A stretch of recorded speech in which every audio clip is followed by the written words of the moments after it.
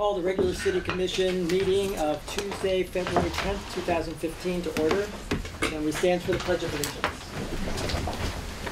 I pledge allegiance to the flag of the United States of America and to the republic for which it stands, one nation, under God, indivisible, with liberty and justice for all. Amy, would you call the roll, please? Commissioner Foreman? Here. Commissioner Krzyjak? Here. Commissioner Perry? Here. Commissioner Scott? Here. Mayor Metzger? Here. Okay, the first item on the agenda is public discussion, items not on the agenda. Do we have anybody? Hi, Leslie Jones, 19 Fairwood. I just wanted to let everybody know that we had an environmental committee meeting on January 28th with the Southeast Michigan Regional Energy Office, or SEMRIO. They met with us to help us formulate some goals that we wanted to pursue. We worked on 5-year and 20-year out goals. It was a pretty fun meeting. Our sort of overarching goal in all of this is to eventually develop a citizen-supported plan for sustainability that we can, make as sort of a guiding document. So we sort of, got consensus within the group about areas that we felt were important, and we came up with 5 major areas of focus. The first was green infrastructure. So the goals within that group were to develop and maintain sustainable, pesticide-free, eventually, green space, to use native plants and diverse tree species to promote a sustainable environment for people and pets, and to encourage the propagation of pollinators and migratory birds, and mitigate the effects of climate change. Adopting these practices would help to offset noise and pollution while increasing the walkability and beauty and quality of life in the community. The second area of focus was water resource management. Some of these goals are a little overlapping in this category, but some of the goals were to establish a water billing system that rewards conservation with lower rates, investigate ways to reduce stormwater runoff and how communities are charged for runoff, which I think will be really important going forward with the storm we had last summer and the storms we may continue to have, unfortunately. To work to promote the use of rain barrels and rain gardens by residents and on city property. To promote native plant species that are drought and disease resistant. And to work to reduce and eventually eliminate the use of harmful pesticides and herbicides on lawns and gardens and the resultant groundwater runoff into our lakes and streams. Our third major area of focus was on recycling and resource management. And some of those goals were to work to greatly increase our recycling rate, which would have the benefit of reducing costs for citizens and the city, and just to become a leader in Oakland County for recycling participation. And in the next few months, we are going to try to plan an annual electronic recycling and shredding event. They have something similar to that in Huntington Woods, but we'd kind of like to do that here and get that going. The fourth category was energy independence. So we'd like to establish Pleasant Ridge as a leader in energy efficiency by working on ways to reduce energy consumption and investigate funding sources for renewable energy updates in city buildings and for residents. And lastly, the way we want to achieve these goals is through education and community outreach. So we want to work to plan educational events and activities in the city, and also to work in cooperation with other groups that may have similar or overlapping goals and interests, and to also help to promote environmental education within the school district. That was kind of the gist of our meeting. It was fun. It was a fun exercise. Jay was there, Scott was there. But I also wanted to let people know that in March, we have these Earth-Friendly Landscape classes. They're sponsored by SACWA, and Lillian Dean is sort of oversees them.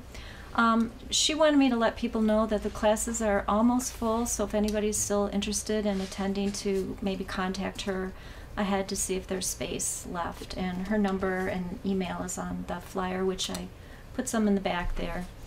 And I also wanted to let people know that there's going to be another event in March that's also sponsored by SACWA, but it's not part of the classes, and that's going to be on March 26th at 7 p.m. It's Healthy Lawn Care for Watershed Protection.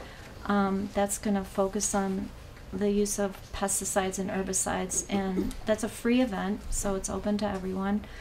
And it will be presented by Gary Eichen of Mike's Tree Surgeons. And last, our next meeting of the Environmental Committee is going to be on February 25th at 6 p.m. And so we welcome anybody who would like to attend to come. So thank you. Thank you. Thank you. Thank you. You accomplished a lot at that meeting. Yeah. Mayor, if I could just compliment Ms. Jones for coming out tonight and taking this upon herself. A couple of the topics that you mentioned are pretty relevant to some of the issues that we're discussing. I immediately recognized your statement about water billing and using that structure to encourage conservation. On March 31st, we're going to be having a town hall to discuss water billing in the city of Pleasant Ridge, and I would invite you to attend that and present your views, because I think, you know, a lot of time when we talk about billing, and we've certainly had a lot of billing conversations, you know, sometimes the effort at conservation gets lost. So I would appreciate, you know, voices, you know, speaking up to remind us that's an important component when we design these water billing structures. Thank you. Any other public discussion? Okay, close that. We'll move on to consideration of the governmental reports. We'll start with County Commissioner Gary McGilvray. Thank you, Mr. Mayor, members of council. I do have, the county is hiring for their summer jobs for kids 16 and above. Some of those jobs include lifeguard at the wave pools, park attendants at all the parks.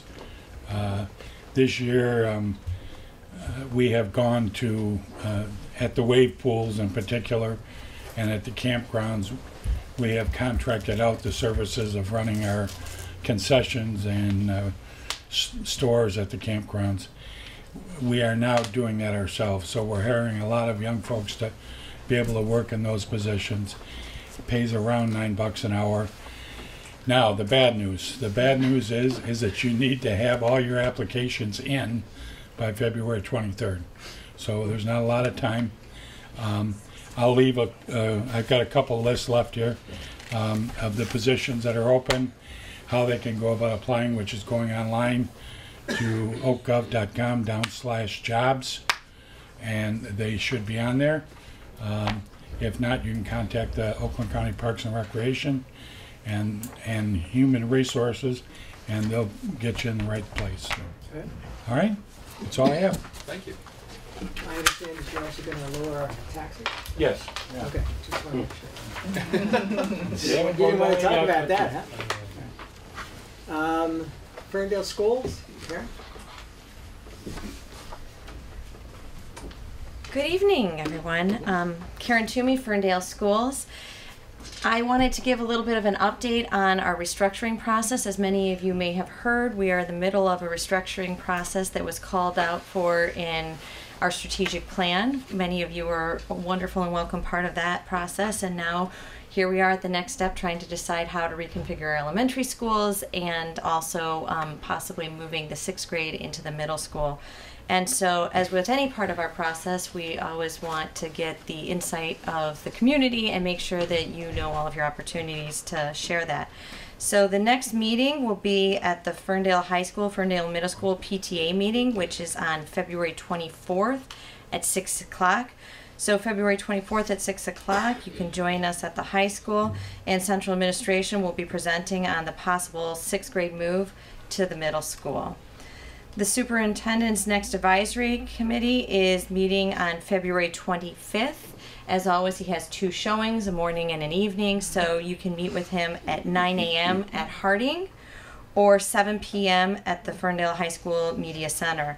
And the Central Administration will present on elementary reconfiguration suggestions and changes from all information gathered during the process so far. We will be having our second community forum on March 9th, 7 o'clock at the Ferndale High School Auditorium. Plant Moran and Michigan Leadership Institute will present final recommendations based upon all the information gathered. So that will be again March 9th, 7 p.m. at the Ferndale High School Auditorium.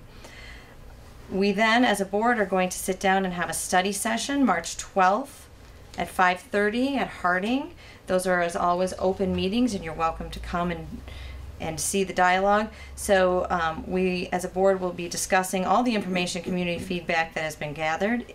And if you are unable to make any of these meetings, you can always use the Talk to Us button on the front page of our website. I don't know if anybody has already seen that, but it links right from the front page of our website, or you can go directly there by typing in www.ferndaleschools.org/restructuring/talk-to-us.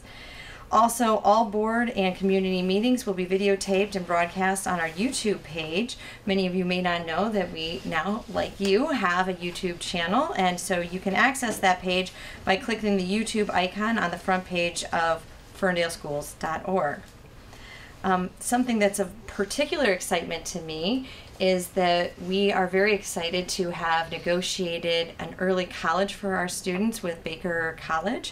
So starting next year, we are partnering with Baker College to offer up to 60 college credits for free. I mean, that's really incredible. Yeah, we're really, really excited about this. So students can take one of 4 career paths: business and marketing, criminal justice, computer technology, and healthcare. The degree will be transferable to any college you recognize as a Baker degree. Students have to commit to a 13th year, but that 13th year may be largely at Baker University. So this is something that has been in other school districts. I know that, for example, Dearborn had something like this, and we always get really positive feedback for it because who doesn't love a free education? So we're really excited to be bringing this, and this will benefit all the students at Ferndale High School and University High School, as it allows us to greatly increase the amount of college credits offered to all of our students. 60 new credits. It's really exciting. Yeah. We're also really excited about our new Montessori. I know that we've talked about that before. Ferndale Montessori School of Choice window is open right now, actually. So the lower elementary Montessori program Schools of Choice window is open now through February 18th. If you are interested in the Montessori program but are unable to sign up by February 18th, you can still enroll. However, spots will be filled on a first-come, first-served basis. So enroll now, and if you want to guarantee your spot in the classroom. And here's another thing that I know many community members have been asking for a very long time. We're really excited to be offering our first ever district-wide open house. And that's going to be on February 28th from 11 a.m. till 3 p.m. So February 28th from 11 a.m. to 3 p.m. Ferndale Schools will be holding a district-wide open house on that Saturday. And this is a great chance for current parents, prospective parents, community members to visit all of our school buildings and learn about all of the outstanding educational opportunities we offer. So this is where I always look to you and the people in the audience to please help us spread the word about this wonderful opportunity. Again, February 28th, 11 to 3. So with that, I'll take questions. Karen, I have a quick question. You mentioned the YouTube channel. Will the school board meetings be available there? Yes. Okay. As you may have heard, we just recently started the new technology, so there was an unfortunate technology glitch that occurred last time. It was rather unfortunate. We were not pleased, but we think we have it all worked out as well as backup, so I expect that that will not happen again. So thanks for everybody's understanding. That was definitely, it was a loss, and we hoped that we've made measures to prevent that in the future. Thank you. Okay. Thank you so much. Is there a spring musical? There's always a spring musical. You know what? I can text Amy Butters because she is always the expert on spring musicals. If anybody knows Amy Butters, she knows her musicals. Let me get that for you. What? Fire. Fire, yeah. Sorry, I was looking for a much bigger. Wow. Weight Watchers does miracles. My name is Brian Batten. I'm the fire marshal with the city of Ferndale. For those that don't know me, there's nothing elaborate to report tonight. But if you have any questions, I'll entertain those. So, nothing. All right. Thank you. Chief does say sorry for the make it tonight. Thanks for coming. Yep.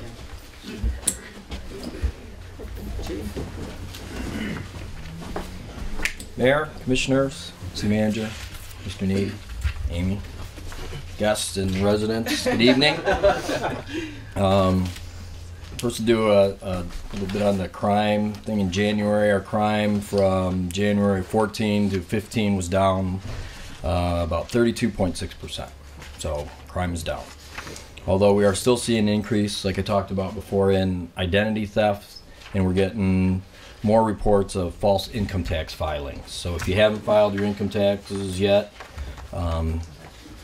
try to get that done, because somebody might have filed for you already, and you'll be surprised when you don't get your refund. In fact, one resident was surprised because he wasn't entitled to a refund, but somebody got a refund. So I want to hire that person as my tax person. I read that TurboTax stopped state. They will not do online state tax returns. Right. So, but we've seen an increase in our town in both the identity theft and filing false things. So be wary of your credit. Keep an eye on it with the credit bureaus. There's other things you can buy. Is it LifeLock? I think it is, or something. Right. That might be something that people want to do. And then lastly, just remind everybody about when it snows, try to park in the driveway if you afforded that you can. If you don't have a driveway, maybe you can ask your neighbors to help facilitate the plowing of the streets. It makes it a lot easier on Brylar if they can do that. Two other things. We recently, Steve, if you come forward here a minute. We recently hired a new part-time officer. This is Steve Carroll. Gentlemen, ladies, how are you? We hired him January 15th. He recently retired from the city of Ferndale after 25 years there of service. I personally talked to Chief Collins about Officer Carroll, and he told me he was sorry to lose him, and that it's definitely Pleasant Ridge's gain that we were able to snag him and hire him here as our newest part-time officer. He also worked 5 years in Houston, Texas prior to coming back to Michigan to working at Ferndale. So I've known Steve since I started here in 2006. When I was a new guy at midnight, sometimes alone, he would be there to back me up without asking. So it's definitely our gain, and we're extremely fortunate to have him here. So we welcome you.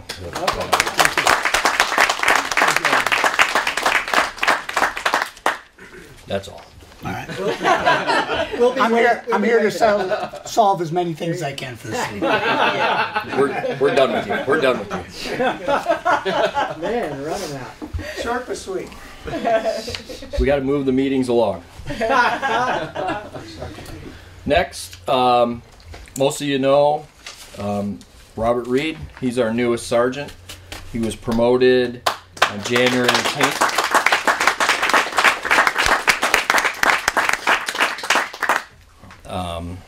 As you know, Sergeant Reed's been here for quite some time. He started in August of 2000 as a dispatcher here.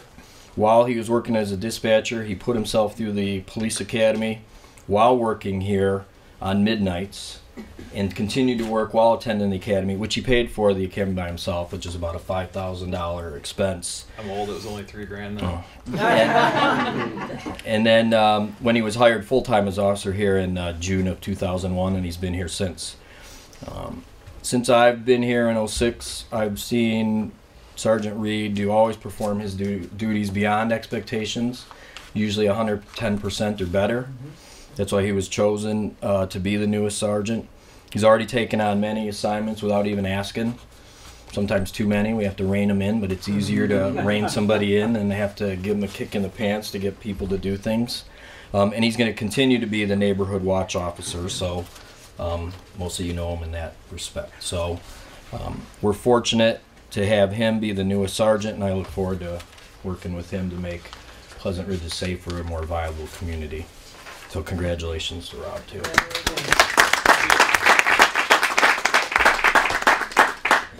And unless there's any questions, that's all I have. Thank you. Thank you. All right.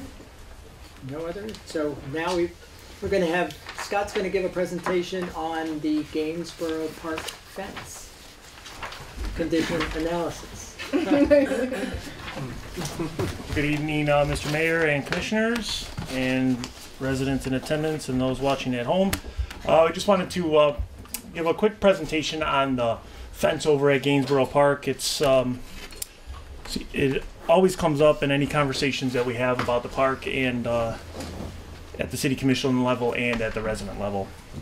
So, as you know, we recently passed the park improvement millage, and that millage will start in July, and we're starting work on the park soon after, which includes plans and the building and construction of the park. Scott, you'll have to step around the podium. Yeah. Oh, sorry. Okay, the mic is still with me. How about I move over here? I'm sure I'll speak loud. That's good. So in those conversations, we've always talked about the fence line and its condition, and replacing the fence, repairing the fence, and making it a secure barrier between the city of Pleasant Ridge and the railroad. And of course, with the railroad comes the difficulty of working with the railroad, and it's the safety of the area and its condition. As always, it is what it is. The railroad has been there for a long time. So we called in our engineering firm, AEW, and said, you know, is there something we can do with this fence other than a total tear out and replacement, which would include having to remove a lot of the trees and brush, and or moving the fence line in and losing some park and the like. So AEW came out and they met with the staff, and we looked at the fence, and they also brought a fence contractor along with them that has recently done some work like this in the city of Clawson. So the fence contractor walked the fence line. It was a cold day, and we were talking with AEW inside the shelter, and the contractor came back in and said, "Why don't you come out here and let's look at some sections, because the fence isn't as bad as it looks. It's some areas that are very bad, and most of the other ones are very serviceable with a number of different ideas." So when we went and looked at the fence, we categorized it into three categories: a green, a yellow, and a red. Green being the fence is in good condition, no major work needs to take place on that section. Fence ties not including, which would be just the aluminum ties that wrap around to secure the fence to the poles. Second, yellow, the fence requires some type of repair. This includes any of the following: the top rail, some new fabric, repositioning of the pole, lower, raise the pole, etc. And this fence contractor in Clawson, when we always thought about lower or raising the pole, we thought about, you know, removing it from the ground and replacing it or fixing it that way. This contractor actually, it's so simple, it seems stupid. Just says, just cut the top of the pole to meet the fence line, so that way you don't have to raise up the fence and you don't have a gap at the bottom of the fence and you don't have that gap at the top.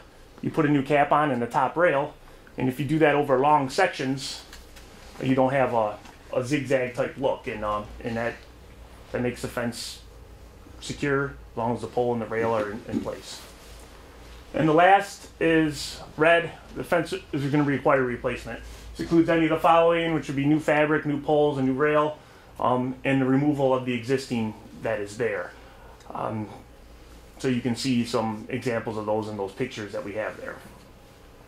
So after we met with the contractor in AEW, the contractor was going to give us a price to do the repairs. I went back out on a snowy day, as you can see by the pictures, and walked each section of the fence line and measured it out and put them into the categories that the fence contractor had recommended. So when it all comes out, we have sections of the park that we looked at, and this is the actual fence line, and the number of sections that we would look at with the matching color. So this is from Kensington to about the midway part of the park, right in line with the Devonshire parking lot there. And we have a 344-foot run, and as you can see, we have 16 sections that don't need any work, 12 that need some work, and 15 that need to be replaced. And most of those 15, as you see, 10 of them are right at the end of Kensington. There's a large section here that runs right from this property line to about right there that we would remove and replace the whole fence. The rest of it is in fairly good shape over there, minus some areas where we need to pull the fabric up or lower razor poles. The section is about what kind of It's distance? 8 foot. 8 foot is the section, and that's, some of them might be 10 foot, but 99% of them are 8 foot sections. So the next part is, this is the main, what I call the main part of the park, where we have soccer, where we have the playgrounds, where the shelter is, and this is a 328 foot section. And as you can see, most of this section is in real good shape. The bad part here is right here, and that is right in line with where our new playground is, right by the shelter, right by the existing playground, and you can really see it. It's visible. It's where people are, and so the real perception is oh my gosh, the whole fence looks like this. It's bad, and it's really about a 35-foot section that is in poor shape that we would have to look at repairing, and the rest could be easily fixed with, like I said, cutting some of those poles or fabrics. The next section by the tennis courts here, again, we have 5 red here, right by a very visible section where people are playing tennis. Another 7 sections that totally need to be replaced right by the DPW yard parking lot. And there's a long sections here that are in perfectly good shape. And the last is the Flynn Field section that is just south of DPW. And this is kind of variable. We had some sections of this fence that we actually replaced a few years ago, right here and right here. And the rest is, just some simple repairs again. So here's the total lineal feet based on those categories that we have. And as you can see, a majority of these are in good shape, and the others are there as you can see. So the bottom line to this is we had quotes in our master plan and through our planning process to replace this fence of anywhere from $125,000 to $175,000, depending on the type of fence you use. That's for a removal, a replacement, or bringing the fence in from the existing and putting a new one there. The contractor's price for repairing it along these lines here, they estimate to be between $10,000 to $15,000. The fence would be secure in all sections. We wouldn't be tearing down a lot of brush. We would still have that nice green barrier between ourselves and the railroad, and at a tenth of a cost at replacement, total replacement. So the City Commission talked about it, the Recreation Commission has talked about it, staff has talked about it, and we really think the right direction to go right now is look at a repair of this fence immediately. So as soon as we can start work, they can start in March, we get a secure barrier. When kids are ready to start playing on at least our new part of the park, we have a secure barrier between ourselves and the railroad. As we look through the park planning process, if we see that this repair is working and that there's no real issues, then maybe we back off on the total replacement of the fence, and we stick with this, and we continue maintenance on those sections that need it as it comes along. So that's really the nuts and bolts of it in 5 or 10 minutes. We really just wanted to give people an update so they know, hey, in March, April, we're going to start seeing some repairs on this fence sections, and there's going to be a secure barrier between ourselves and the railroad before before the play season starts and then the play structure. Keep the deer out. So if there's any questions from the commission or Is the fence on our property or the railroad property? the fence is on our property. It was, the city put the fence up in the 50s sometime. And anytime we've contacted the railroad about the fence, their stance is it's your fence, you deal with it. And they actually referenced the letter that was wrote in 1955 that they said it's yours if you want to do anything with it. Please note, the only time the railroad by law has to put up a fence is if there's livestock in the area. It's kind of strange. I know we did put a cow out there and know to put a fence up, right? So Scott, do you know what caused these areas to become red? Like vagrants cutting the fence? Is it just a wear and tear? Some of it was vandalism, somebody cutting it to go through, but we haven't seen that in some time now. Others are a tree fell on it, or the vines are physically pulling it down. There's some grapevines over there, and a lot of different vegetation that actually will pull the fence down. There's some sections where the tree has grown right, the rail goes through the middle of the trees. The trees have grown around it. So it's a mixture of it all, but mainly a tree is fallen, or it was a section where somebody had climbed and it bent down or something. And we try to keep up with it, but over time it's one of those things that it hasn't been on a full replacement availability. So Is there anything sacred about the name Gainsborough? Or is that named after the street or what? It's, as far as I know, it's named after the street. Well, the trend today in a lot of areas to offset the cost of this, what's wrong with naming the park after a company that's willing to underwrite some of this expense? If a local corporation for a limited time, maybe a 5-year period or 2-year period, they get the rights to call it Comerica Park or whatever everybody's selling their name rights, so somebody, I wonder if anybody could approach a sponsor of some sort that would underwrite the $10,000 for the fence and name the park after him for a couple of years. Kroger Park or whatever other big name you might want to pick out. Well, I think we might have an answer to that question. I don't want to steal anybody's thunder, so I think we might have a sponsor for the fence repair already. So, but it is a point well taken. I mean, that's the trend now. The Palace is going to sell their name, and everybody else is doing it. Why can't we sell a park and name it after us? Unless Gainsborough has some significance, the civic-minded person it was named after. Maybe Lovers Lane would consider.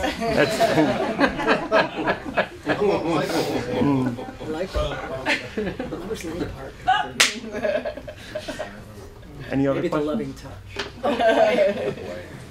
That's right, we can get. I'm going to move back over. Yes.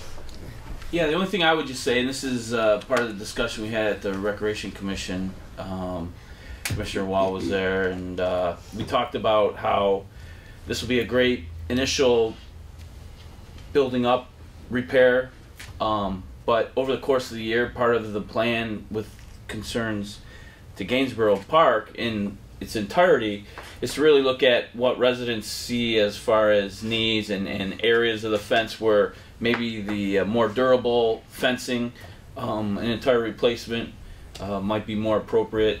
We talked about the area right there where the kids are going to be playing, a very high visibility area.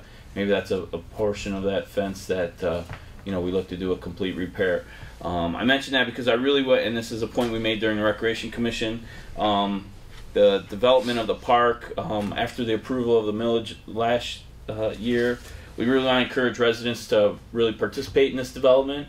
So one of the avenues is to participate through our Recreation Commission meetings the last Wednesday of every month. And this is going to be on our table all year. So please, if there's any residents out there who want to contribute to this discussion, whether it's the fence or any other parts of the Gainsborough Park redevelopment, please utilize the recreation meetings as your forum for that. And that is a good point. There is at the commission meeting, at the city commission and the rec commission level, we had like a mock-up of the park where we showed some possible berms, some landscaping that could screen that area some more. So instead of putting metal, steel, and concrete in between us, try to get more of a natural barrier along with that fence to stop that even one more level and then add to the beautification of the park at the same time. So it's a good point. And by saving the money initially, that we can do a lot. Oh yeah, I mean if we're talking about even $100,000, that goes a long way. And when we're talking about park planning, I mean that's a number of different things that we could add to the park. Or like I said to you, it's like you don't spend it, or you spend it somewhere else and behind the community center or for something else. So I think it gives us a lot of different options. Any questions for Scott? Great. All right. Thank you. Did you? Thanks very much. Are you here to say something right now about this? While we're on We'd love to have you say something. Yes. I'm gonna say something. Hi everyone.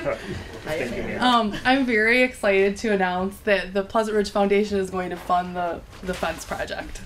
So we're very excited to help do that, especially because it's such a safety issue and so many parents are concerned, including myself. So we're just happy to and excited to announce it. Thank you.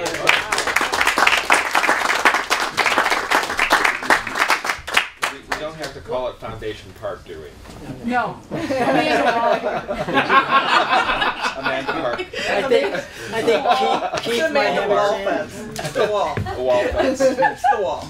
But what's great is it builds upon already the work that's been done with the Gainsborough shelter, with the new play structure. Right, like so people are going to see growth So because the tax increase doesn't start, so people can see that the money, it's going to be like a snowball effect, and I think the park will be absolutely wonderful. And it's The new play It'll be thing great is great. yeah, the new thing. Go check it out if you guys haven't seen it yet. It looks amazing. And it'll be great for pushing for the auction. Yes. Attendance. Yes, please come to the auction in Sports City.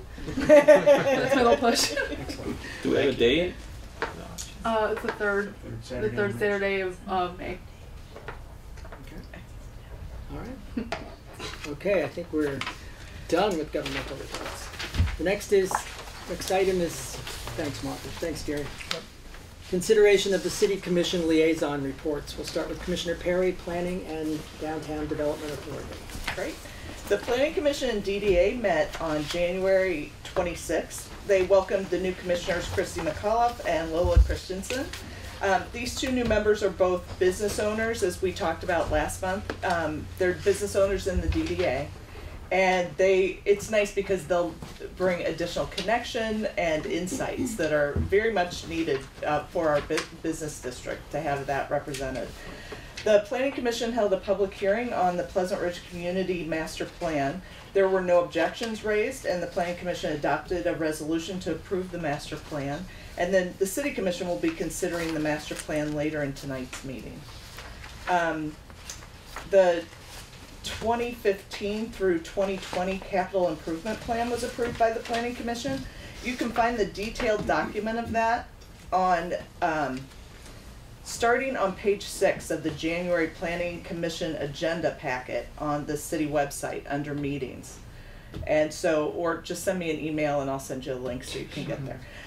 The next meeting of the DDA and Planning Commission will be on Monday, February 23rd at 7 p.m. at City Hall.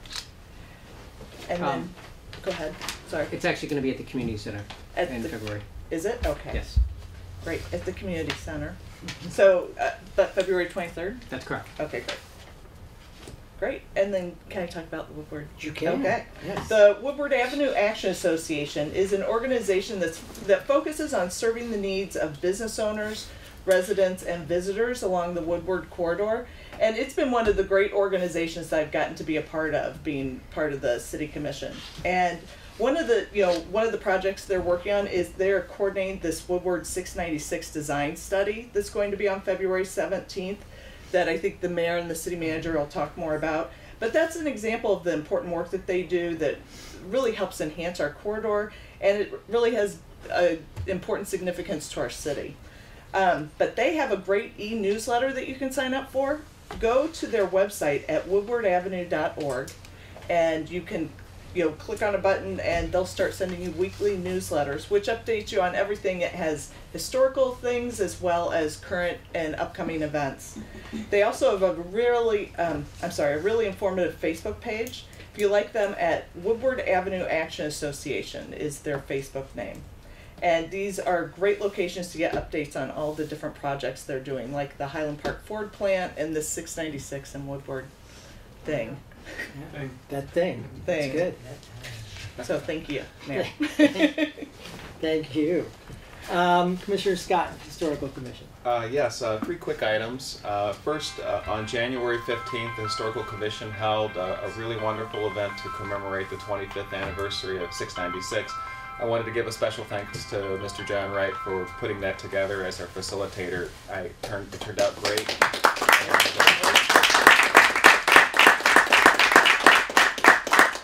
Also, if you were not able to attend, it's available on YouTube, and you can find it on the front page of our website. Had a couple of residents from Ferndale that actually logged in and saw it and were really informed by what they learned from the video. So if you've not had a chance to see it, I'd recommend doing so. The other thing is, this weekend we're supposed to have minus 20-degree weather. Oh. It's hard to think about flowers and beautiful backyards, but the Historical Commission will be planning, it's already started planning the Home and Garden Tour for June. It's June 6th, so mark your calendars now. If you got any Home Depot coupons for Christmas, plan on spending them for your backyards and your gardens. They're going to be forming the list for homes to tour shortly, and also looking for people to advertise in the booklet that comes along with the Home and Garden Tour. If you're interested, by all means reach out to any of the Historical Commission members. You can contact me as well, because it's never too early to think about warmer weather and the wonderful event that usually is every year. Again, it's June 6th. And the last thing is that our next meeting will be on March 4th at 7 p.m. at the Community Center. It's usually the first Wednesday of every month. Please feel free to come and join in on the fun. Thank you, everyone. You've now become a weatherman. That's right. No snow, just cold. Right? Just cold. Right. Commissioner Krzyjak, Recreation. Thank you, Mayor. Just a few items to report. One, I want to let everyone know that we had a very successful daddy-daughter dance this past Friday, and we actually had a few grandpas and granddaughters in attendance this year. Scott tells me that we had 63 people attend, and I can give a first-hand account that it was spectacular. It was a lot of fun. My daughter, I know, had a good time, and a lot of loud pop music, and there was great. Scott and Bridget set up a photo booth that the girls really enjoyed. They took the customary pictures with Dad, and then proceeded to hog the camera for what seemed like a million shots of them and their friends. So it was a lot of fun. I thank Bridget and Scott for putting it on. It was a great event. An upcoming event is bingo on Thursday, February 19th at the Community Center. Is that for 7 o'clock? Scott, or bingo is 6 o'clock. 6 o'clock. 6 o'clock for bingo at the community center. It's always a lot of fun. And like I mentioned earlier, the Recreation Commission will be participating throughout the year in the developments at Gainesboro Park. We really encourage residents who are interested in keeping up to date and participating to attend those meetings. Our next one will be February 25th. It's the last Wednesday of every month at 7 o'clock at the Community Center. And that's all I have, Mayor. I just wanted to second, as the only one with a daughter and granddaughter at the dance. I just was fascinated at the number of 6- and 7-year-old girls who could mouth every single word to every single song that they played. It was, Taylor Swift would be happy. Gave you a run for your money then, right? I tell you, yeah. You do it more than I do. Commissioner Foreman, Committee Liaison. Yes. Board member Karen Toomey took a lot of my content, which is fine, but I'll still have a few things here to cover quickly. The first thing I'll mention is that the Ferndale School District now has a new program. It's a STEM program. STEM stands for Science, Technology, Engineering, and Math. The name of the project is Project Lead the Way, and it's the nation's leading STEM solution. It's taught in over 6,500 schools throughout the U.S. It's an approach to integrate these 4 disciplines I mentioned before into a cohesive program that's based on real-world application instead of just teaching them all as separate classes. So at Ferndale Middle School, 7th and 8th grade students will now have the opportunity to take classes from Project Lead the Way, and it's been shown to increase enrollment and achievement in math and science courses. So this is quite a big change, and I think it's a nice opportunity for the students as well. Also, Ferndale Middle School will be the only middle school in the area to have this program. 2 foundational units will be offered starting next fall, and that's designing and modeling and automation and robotics. Next, I'll mention a little bit more about the school restructuring meetings that have already taken place. And again, Karen Toomey covered a lot of this, but what's already happened was on January 27th, the superintendent led a presentation. It was a community forum, the first of 2, just to talk about some of the challenges that the district faces with decline in enrollment. For example, Michigan has lost about 80,000 students in the past year. This is primarily due to a decrease in birth rate. So this affects all the school districts throughout the state, and of course Ferndale is one of those. That's one of the things that came out of the meeting, as well as many other possible recommendations which are being talked about now. It was kind of the beginning of the conversation. The end of the conversation will come pretty much in March. Also then on February 3rd, the superintendent led a meeting and a presentation for the students and parents of JFK Elementary. That was also very informative, had a lot of activities like we've seen here before in different settings where you have a charrette, you have different priorities that you put on a big board, you put your stickers, you have 3 stickers maybe, 3 priorities, and then you kind of put them on which ones you think would be most important for the district to focus on. There was one activity like that, and then a lot of information was delivered as well. The next meeting that we had, actually is happening right now I think probably, it's at Coolidge, and this is for Roosevelt and Coolidge parents, and this is a similar meeting to what happened at JFK. Upcoming meetings, Karen covered most of those, but I'll just reiterate 2 of them. On February 25th, the administration will present elementary configuration suggestions and changes from all the different areas of feedback that have come so far. And that will be a key meeting. Again, the superintendent will have 2 of those scheduled, 9 a.m. and 7 p.m. Finally, March 9th at 7 p.m. at Ferndale High School Auditorium will be the 2nd community forum, where all kind of the final recommendations are gone over. Of all the findings so far, throughout this process, they will all be presented there, and we'll kind of see where things are probably headed. And that's pretty much it for me this month. Thank you. Anything else? All right. The next item is consideration of the consent agenda, and I'll just quickly go through the 5 items. One is the minutes of the last commission meeting, consideration of our monthly disbursement report.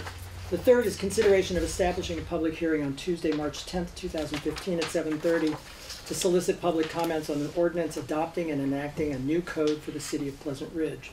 And I wanted to mention that is the fact that we are having a public hearing, but also to make sure that everybody realizes all this information is posted by Friday of the Friday before the meeting, so that you can read all the materials and be prepared to come to the public hearing if you have concerns. But all the information is posted and available. The entire packet that we get is available to every resident of Pleasant Ridge and anybody else who wants to come to the website and read it. So I encourage you to go to the website and look at the documents before commission meetings. Mayor, if I may, on that agenda item, just to be sure that this is very clear, enacting a new code for the city of Pleasant Ridge. It's not a new code. We're not actually adopting anything new. This is a codification of ordinances that have been adopted since the last time our city code was codified in 1994. So there's no new ordinances being proposed. This is just recodifying and updating what we already have. And then that'll be posted online. We'll have online access to the city code now through Municode Corporation. So I just make sure it's very clear. Right. Nothing's changing. Good, thanks. Appreciate that. Item 4 is a resolution in honor of President's Day, Monday, February 16th, 2015. And finally, a proclamation recognizing February as Black History Month. Do I have a motion to approve the consent agenda? Your Honor, I move that the consent agenda be approved as recommended. Is there support? Support. Can we have a vote? Commissioner Perry? Yes. Commissioner Scott? Yes. Commissioner Foreman? Yes. Commissioner Kuziak? Yes. Mayor Metzger? Yes, motion carries. Item 8, consideration of an ordinance to amend Chapter 70, Traffic and Vehicles by amending Section 70-55, Residential Parking Permits, and adding Section 70-56, Penalties of the Pleasant Ridge City Code. Before I open the public hearing, Jim, would you like to bring us up to date? So what's being proposed is something that we've been discussing for a number of months now. This is an ordinance to allow the city to enact a residential permit parking program.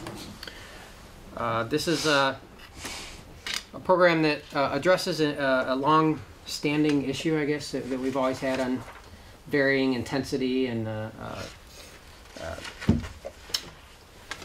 guess a varying intensity on the east side of town where we have our business district and residential district interface. I do have a brief PowerPoint that goes over the nuts and bolts of the program. The actual ordinance amendment is very straightforward. Most of these rules and regulations for how the program will operate are as part of the policy document, which is included in your packet. So I guess I'll just go through that. There's three major things. There's the area of eligibility. Where would the residential permit parking program be available to residents? What's the process to create a permit parking area? And then what are the rules? How does the program operate? So the area of eligibility is for single-family residential parcels that are wholly within 700 feet of Woodward. And when I say wholly, if you measure, and actually this is Woodward and Main Street. If you measure 700 feet from Main Street and then 700 feet from Woodward and draw a straight line, what happens is you have a number of parcels that half of the house is in the district, half of it is out. So what do? You have a permanent parking zone that ends in the middle of somebody's house. That doesn't make any sense. So we just said wholly within the district. So these little staircases are where that line bisects these properties. So this orange area here is the area where residents can petition the city to create a permit parking requirement for in the residential districts for residents only. Where did 700 feet come from? This isn't a number that we made up. You can see here in a blue, there's the Fairwood or Cork parking lot, and then here is the Wellesley parking lot. These are our two public parking lots that the city owns, maintains, operates on the east side. There's also a number of on-street parking spaces, and we'll get into those numbers in a moment. But the point is that if you're standing at Maywood, you're about as far away from a public parking lot as you can get. And that maximum distance, if you're standing at the corner of Maywood and Woodward to the Fairwood parking lot, is about 625 feet. So this tells us that nowhere along Woodward are you more than 625 feet from a public parking lot. So that's where the 700-foot number for the permit parking zone going into the residential neighborhoods came about.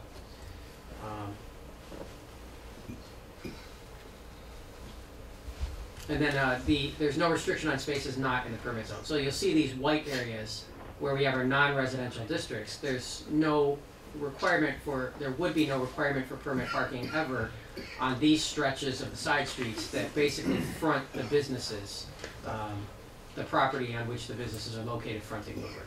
So those would still be unrestricted, available for use by the businesses for that first little stretch on the residential streets coming in off of Woodward.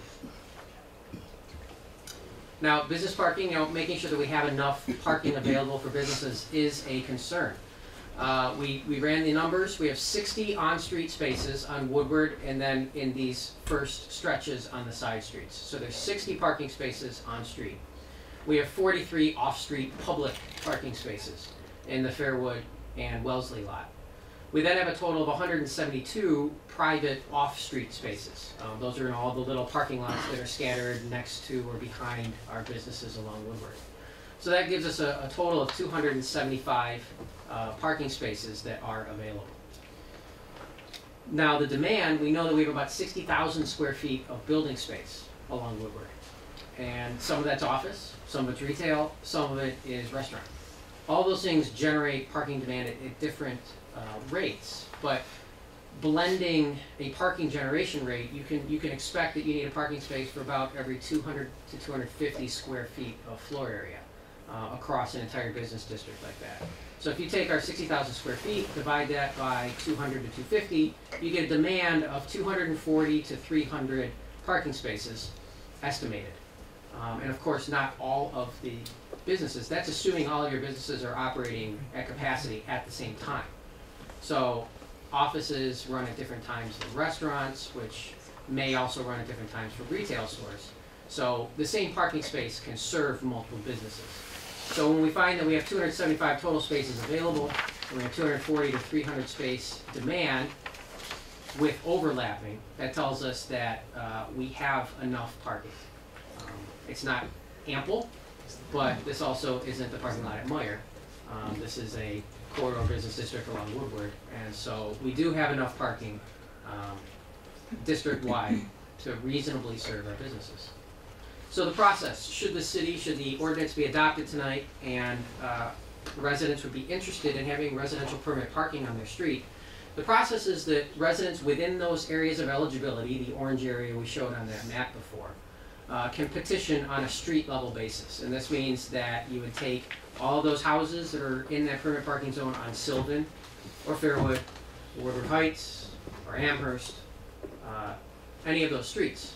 66.6%, or 2/3, of parcels or houses that are in that permit parking zone on that street have to sign a petition. And this is one house, one vote. It's not 2 votes or 3 votes or however many people you have living there. It's one house, one vote. To sign a petition requesting that the city establish a permit parking zone for residential permit parking only. What would happen next is the city would convene a meeting with all the residents in the permit parking zone along that street to go over the details of the program, what would happen, and also to establish what times the permit parking would apply. We know that different businesses create different parking problems at different times. We know that along Amherst, the problem parking might be a little bit different than along Fairwood or Sylvan, just because of when those businesses are active and when they're creating problems. So we would tailor the time during which permit parking would be required to those times when the problem exists. We don't want to impinge on people having guests over by requiring them to have permit parking if there's not a problem in evenings on that street. So we'll tailor those requirements based on the street, and we'll rely on our residents to tell us when the problems exist for them. And then we can create the program thusly. And then the next step in the process would be for the City Commission to act to establish a permit parking requirement, essentially issuing a traffic control order that would create the permit parking zone, and then the city would go through the process of making that happen. The rules: 2 permits will be granted to every house by right. If you have 1 car, if you have 10 cars, you get 2 permits by right. Now, of course, if you have additional cars, if you're a 4-car household, because you have kids or multiple cars or whatever the case may be, you can get an additional permit for each additional car that's registered at that address. You'd have to provide proof of registration to get the additional permits. For the first 2 permits, we would just supply those upon application. There will be a fee of $5 per permit. So there will be a nominal charge here, and basically that fee covers the cost of ordering the permits. These will be hang tag type permits, and those cost money for the city to order. And then we also have to put up the signs, paint the curbs potentially, identifying that this is a permit parking only zone. So there are costs involved in this, and that $5 permit fee will help to offset those costs. It'll partially offset them. The city will eat some of that cost. The permits will be valid for 2 years, so every other year residents will have to pay another $5 per permit for the ongoing maintenance of the program. And again, guest passes, we will make guest passes available from City Hall. The exact mechanism for that, we don't know yet, but we will make sure that if you have a party or if you have guests who are coming over and you need some guest passes for a limited duration period, we will make those available. So that's the overview of how the program will work, where it's available, and how residents go about making this happen. And with that, I'd be happy to answer any questions the commission may have, or of course that the public may have after the public hearing.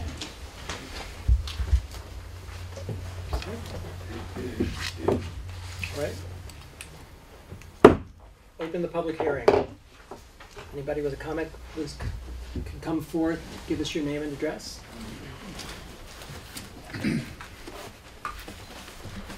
First of all, I'd like to ask, is Devonshire included on this here? Before I speak up, I'd like to know whether Yes, my comments are relevant or not. All of the east side streets are in what we call the area of eligibility. Okay, so, well, my name is Francis Allen, and I live at 7 Devonshire, which is in the first block off of Woodward. And I've learned to love Pleasant Ridge. I've enjoyed my residency here after 80 years in Detroit, and my understanding when I moved here, and it's very true, that it was a people-friendly city, that it mainly was a residential city. My recollection was, that was my impression anyways.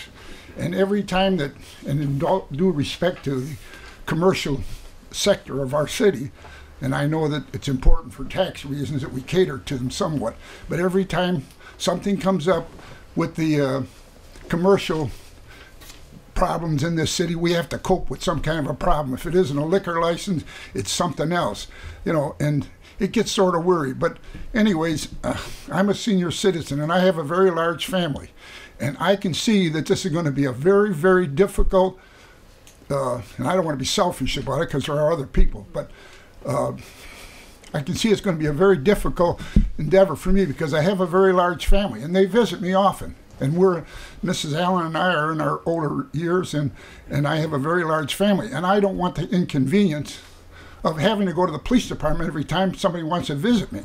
They come on a regular basis because of my wife's health and our age. So we are senior citizens. I love Pleasant Ridge. I gladly do everything that's required of me as a citizen. And I think, Amy, you can attest to that, that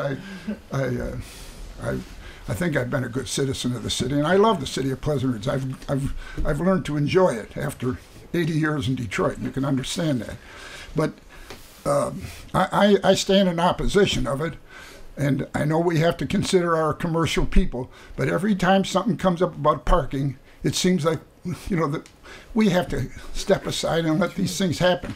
But frankly, I am opposed to this permit concept because I don't want to be a hassle with the chief every other week on a Sunday, a weekend, or a Saturday if my people want to come and visit me. And I have a very large extended family between my immediate family and my nephews and nieces and that, and they come and visit us regularly. And I don't think I can see that there's going to be quite a hassle if this is enacted.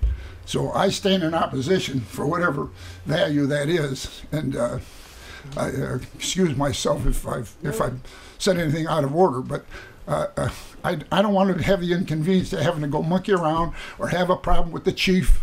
I was a chief of police myself for many years in Detroit, and I know how law enforcement works, and I don't want to go through that hassle.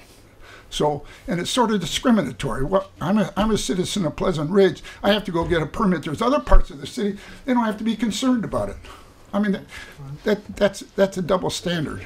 And I came here knowing right well that the parking was going to be constricted. So but I bought my house. You know, I knew that. That's fair. It was there. There was no parking on my side of the street. So I can't complain about that because that was there before I got there. But now I'm here and my parking is only restricted on one side of the street. I don't have a large driveway. And you know, I can't accommodate everybody who wants to come and visit me. And I don't want to be coming here every Monday morning and argue with the chief or somebody else. So I just want to make one point. That's my opposition to changing this. I think it's sort of discriminatory. People on the west side of the city, they don't have to cope with it. There's people farther down the block that won't have to cope with it, but I'm going to have to cope with it, and I'm not in favor of it. Just to clarify, you'll only have to cope with it if your street votes. Pardon me?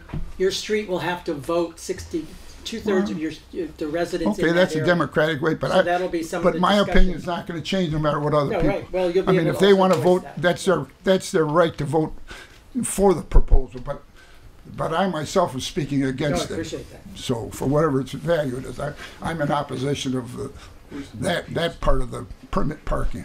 Thank you very much. Any? Kate Redmond, 8 Sylvan. I just wanted to thank all of you for listening to our complaints and concerns over these last months, and for coming up with a draft document that seems very flexible and very accommodating to the residents. And I just wanted to let you know we're looking forward to the next steps, to the, what would you call it, ratification or the vote, whatever. Looking forward to those next steps and resolving our issues. So thank you very much. Thank you.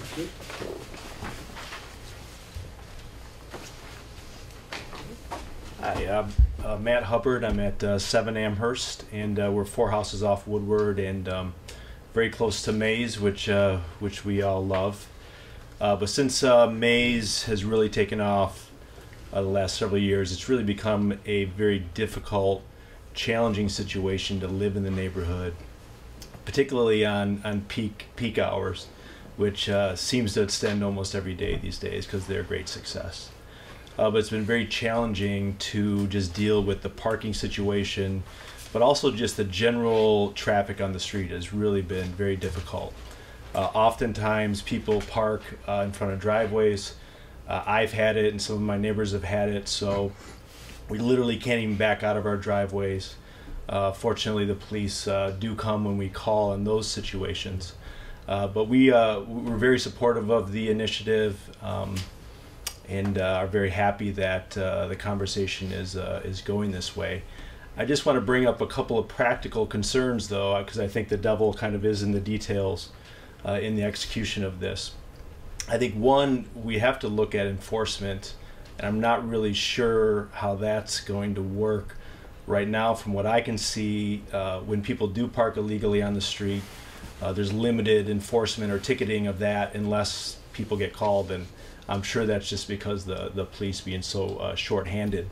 But how's that going to functionally work? I think that's something that the police are going to have to address. The other thing I would just say is, and it was brought up in the kind of town hall that we had, there is a sign for the Wellesley parking lot that says, I think right now it currently says municipal parking. I consistently go out when people are parking illegally and tell them about the parking lot, and for whatever reason, as crazy as it sounds to all of us, people don't understand what municipal parking means. So it needs to be clearer, free parking or public parking or something. Changing that sign, I think, is a very practical thing that could make a large difference. Take a look on your way home. It should be changed. It's changed already? Yeah. Hey, look at that. I went away on a trip and it's changed. Thank you. Man, that's the city in action. That's amazing. You brought it up, we'll take care of it. Wow, fantastic. So it should Thank be you done. for that. It was a great idea, too. Yeah, so we're very supportive, and just want to thank you for listening to our concerns. Thank you. Thank you.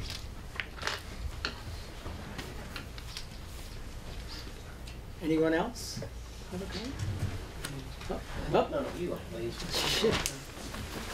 Hello, this is Christy McAuliffe, 6 Fairwood. Thank you for your efforts here. I know it's been a lot of work. Appreciate the concise plans.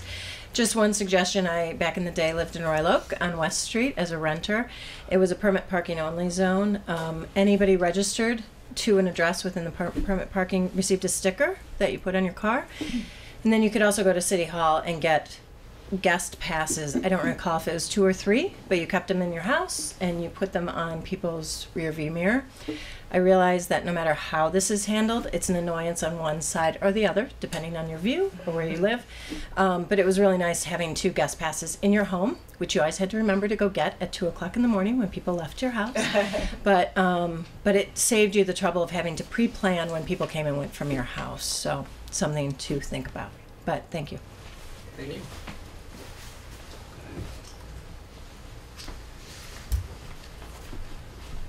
Good evening. Eric Stempian. I'm at 23880 Woodward, Romano Law Firm. You may recall I was in front of you guys in December when I think was right after the town hall meeting that was held on this. Yeah, I've had an opportunity to review the proposal and take a look at it. My concerns really relate to, I think the language of the policy, putting the hours of operations, it feels very targeted. I'll be straight with you. I mean, it does feel like it's being targeted. I think it's got a pretty strong message to the businesses along there. I think it is going to make things difficult. I was straight with you guys when I was here before that you can tell me that you've got the Fairwood parking lot. The fact of the matter is, whether it was because the angled parking off of Woodward was eliminated, whatever the reason is, you have these businesses here that really we don't have the adequate parking. I understand that there's some calculations with regard to demand. That's an overall picture that doesn't take into an individual parking situation for any particular business. We are going to have an issue. I mean, it's going to create some difficulties. If the commission passes it, we'll deal with it. But the fact of the matter is, it is not so straightforward of, hey, you can just go find somewhere else to park. It doesn't work like that. Fairwood lot is full most of the time when I'm trying to pull in there. And particularly in the winter months, by the way, because it's nobody's fault. You get 16 inches of snow. They've got to plow it up. They've probably lost 4 parking spots in that lot just simply because of where the snow is plowed on it. I understand that some of the residents have some difficulties. They don't want others parking on their street. I get that. We've had, in fact, we've had one of the residents that has confronted people of our staff, some of our clients that have come in. It's a difficult situation from that perspective. We would ask the residents to maybe tone it down just a little bit with us too. Not everybody. I know it's one person out of many people along that street. It's just not something that we need to have sort of that level of hostility. But I would ask that that we just keep it in mind. I mean, I stand in opposition. You can tell where I'm at. But we'd like to think that Pleasant Ridge is open to everybody, businesses and everybody. It's not a problem that we created. Okay, we came to this issue. We bought this building with the parking that was there. We did not create the problem. Okay, and since December, since I first came before you, and I don't know if anybody's talked to the residents along Sylvan, but we've done some little bit of adjustment along in our, how we've kind of looked at how we can get our employees and what we can do in terms of parking. And I think it's actually, I haven't talked to the residents, so I don't know, but I think it has actually helped, and I think that the level of use along Sylvan between Woodward and Indiana is less intrusive now. I don't know if the residents would agree with me or not, but I certainly think so. So I would urge you guys to vote no, but I appreciate you taking the time. Thank you very much. Oops. Yes, please. I haven't seen any evidence of that. I live at 8 Sylvan. I'm not on the commission. Mark, All right, I haven't seen any evidence of that, what he just said.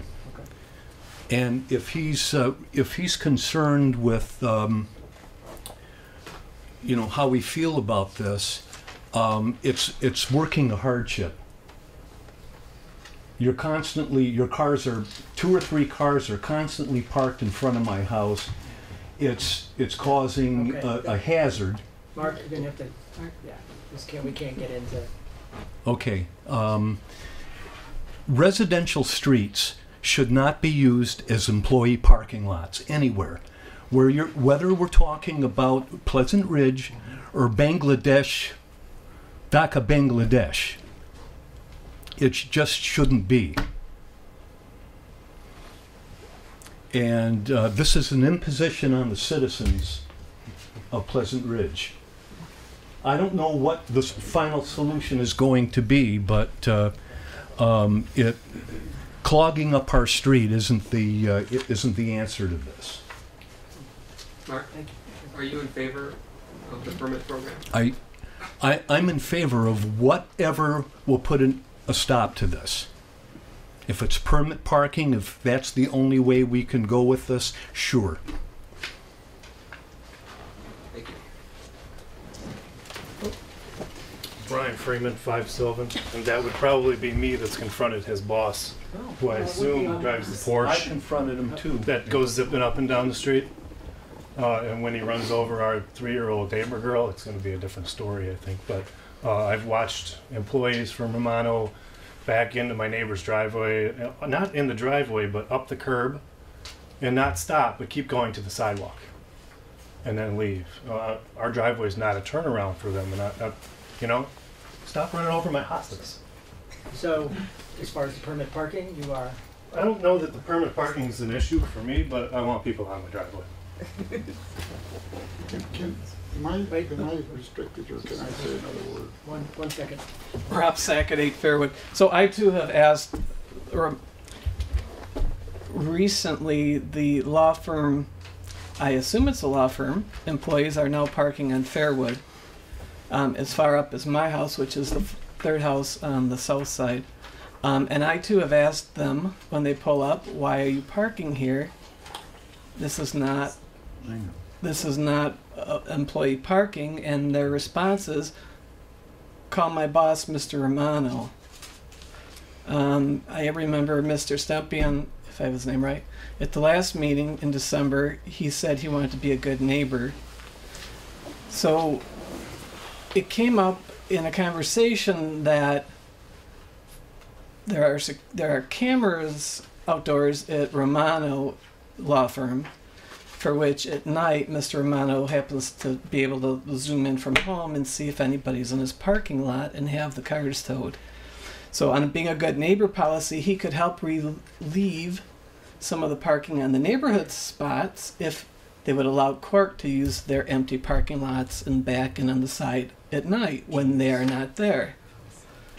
But that is, for whatever reason, there's a feud, Hatfield, McCoy, I don't know, but as far as good neighbor policy, I don't think from Romano that's it either. So to work with him, to work with Romano, the law firm, whether it's a law firm or whatever, it doesn't matter, the business. No, they shouldn't be parking there. And I'm in favor of the permit parking just because of that. I think they created a lot of it. So, thank you. Thank you. Thank you. Well, I certainly sympathize with my fellow Pleasant Ridge residents, and I have great respect, and I hope that this problem can be resolved one way or the other. But why is everybody else being penalized because one street is having a problem with one firm? That's what it sounds like. I haven't been privy to this discussion before, but it sounds like this is an issue between one street. Why is Devonshire being punished for it? I don't want permit parking on my street. And I'll ask, and I hate to put you on the spot, Mr. Scott, but you live across the street from me. I have never experienced any problem with people parking on, and that's a busy street, Devonshire. And I expect it. I'm not complaining because I moved there and I have to accept what was there. But I have never, in the 5 years I've been there, ever experienced anybody, and we have very limited parking on Devonshire because we're only on one side of the street.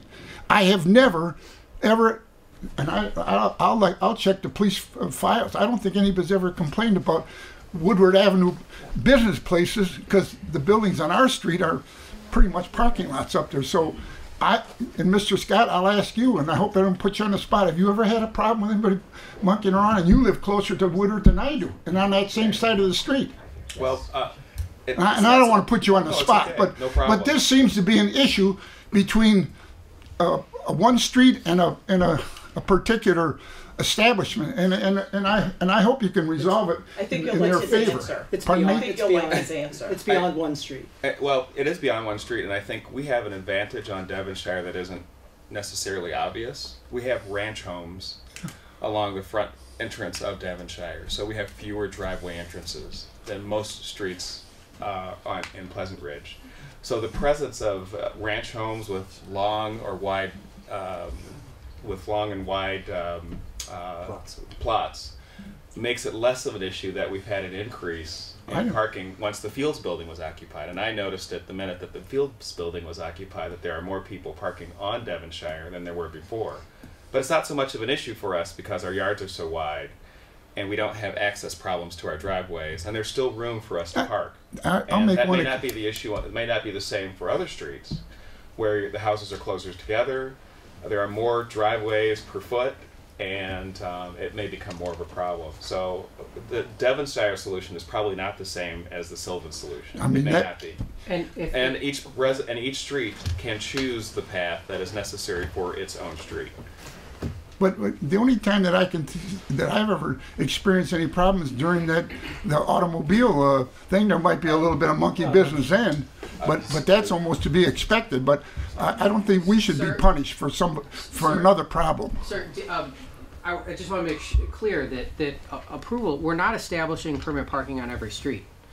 That's not what this does. All this does is make a permit parking program available on a street-by-street basis if that street chooses to participate.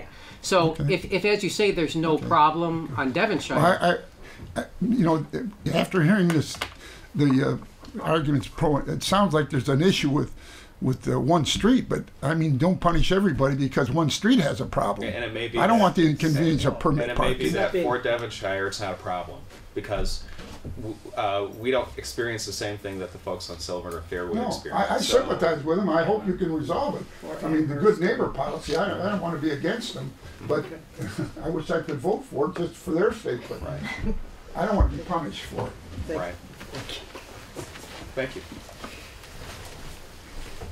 Hi, Tracy Martinez, 5 Sylvan. And I just want to say that I'm also in support of this. I haven't really seen any change in the law firm parking in front of my house. I do think it's a safety issue. And last year we had a lot of trouble getting in and out of the driveway because, the street doesn't get plowed because the cars are parked on the street. And then the snow comes out further, so they park further and further out into the street. And then you can't get into your driveway. My sister ripped off the bottom of her car trying to get into my driveway last year because the turn was so narrow because a car was parked pretty much in the middle of the road, it seemed like. And even now, there was one day last week I could not get into my driveway, and another day where it was very difficult to get into my driveway. So I can't even get into my driveway on some of these days, and that's what the issue is, really. I mean, so I am in support of this. Thank you. Thank you. Anyone else? Okay, any comments from Commission? Before I close Public hearing. Okay. Close the public hearing. Any other? Well, I would just like to say, to Mr. Allen's point, that one of the things that I'm most comfortable with proceeding is that it is, in my opinion, a tailored response to an issue that may not be applicable in every situation, and one solution may not fit every solution. So I'm really confident that working with businesses, working with residents, if we go forward and approve this tonight, it's only the first step. What I'm really excited about is the step that includes the residents in the decision-making process, not only with the 2/3 vote, but also the resident meeting, which I think will really help to really pinpoint hours, the different components that are maybe applicable on Sylvan and not on Amherst, and vice versa. So for me, that's an area of comfort for going forward. This is that the residents will have a lot of input in how these are tailored for specific streets. Some streets, as yours, may not even want to proceed down this path, and I think that's the way it should be. I don't think it's a one-size-fits-all solution for this problem. For me, when I looked over what the staff has drawn up, that was the portion of me that was most comforting, was that the residents were going to be involved in a proactive way to really address the problem. So. Well, is anybody considered the impact that it have on the police department? What you're throwing onto them? I mean, that's a nightmare. They should resolve the one issue that's facing them, but now you're going to make it even worse. Yeah, and have a bigger problem. No, it's been part of the consideration. I don't know if you want to speak to that, or Chief Nowak wants to speak to that. Take care of the lesser problem. Don't make a bigger one. Are there any? I'll send a little bit later. Okay, I'm going to ask: is there a motion to adopt the ordinance? Mayor, I move that the City Commission concur with the Planning Commission and adopt. I'm sorry. I'm skipping ahead a bit. Okay. Let me step back. I move that the ordinance 410 to amend Chapter 70, Traffic and Vehicles, by amending Section 70-55, residential parking permits, and adding Section 70-56, penalties of the Pleasant Ridge City Code, be adopted. Is there support? Support. Any discussion? I do have one thing. I really think I have to echo the statements of Commissioner Krzyjak. I think we're doing the right thing by allowing the residents to decide for their own street by voting 2/3 vote that they do want or don't want. By doing nothing, they don't need to even circulate a petition. But if they do, 2/3 of them can sign a petition and have this implemented by the city. So it's really at their request. We're just enabling this request to take place. And as Jim mentioned in a past meeting, permit parking is clearly an annoyance. Right. But if the residents of that street judge that the annoyance of that is less than the annoyance that is currently happening, that's within their right to make this decision, I think, and I really want to enable that. That's why I will vote yes for this. Just to reiterate what has been said, I am also in favor for those reasons. I think it's flexible enough that every street can make the decision on their own whether it's a problem for their street or not. And it's not the whole street, it's just the area within the zone. And 2/3 of the residents within that zone. So that's a nice resolution for streets where it is a problem. If it's not a problem, there's nothing to do. We keep living our lives the way we're living them and life goes on. So I think it's a very nice flexible solution for those streets that are having a problem today. And it gives everyone an interest to work with businesses and residents to solve the problem before a decision is made. There's still the opportunity to do that if this is if there's no further discussion to be had between the residents and the businesses, then this is an option. One more thing there, Yeah. if I could. This, again, is something that cannot be, it's not there permanently. It can be undone. If the residents find that it's not working, they can petition to remove the whole thing on their street.